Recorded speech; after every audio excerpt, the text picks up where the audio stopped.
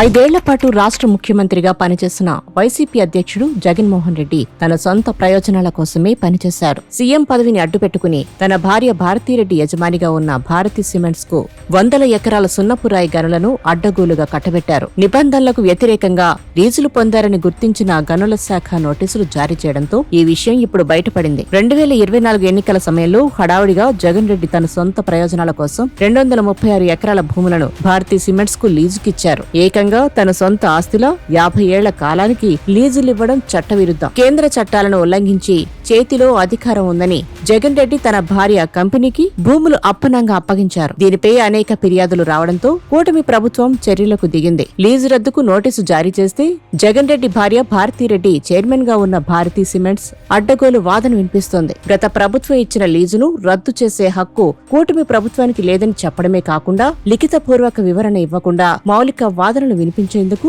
అవకాశం ఇవ్వాలని మొండివాదన చేస్తోంది. తప్పుడు పద్ధతుల్లో లీజులు పొందామని తెలుసు కనుకే భారతీ సిమెంట్స్ ఇలా అడ్డగోలు వాదన వినిపిస్తోంది. లిఖితపూర్వక వివరణ ఇస్తే న్యాయపరమైన చిక్కులు ఎదుర్కోక తప్పదని, మాట మార్చేందుకు వీలున్న మౌలిక వివరణకు అవకాశం ఇవ్వాలని భారతీ సిమెంట్స్ కోరుతోంది. ప్రజలకు మంచి చేస్తారని జగన్ రెడ్డికి అధికారం అప్పగిస్తే తన సొంత ప్రయోజనాలకు మాత్రమే ఆయన పనిచేశారని భారతీ సిమెంట్స్ లీజులు రుజువు చేస్తున్నాయి.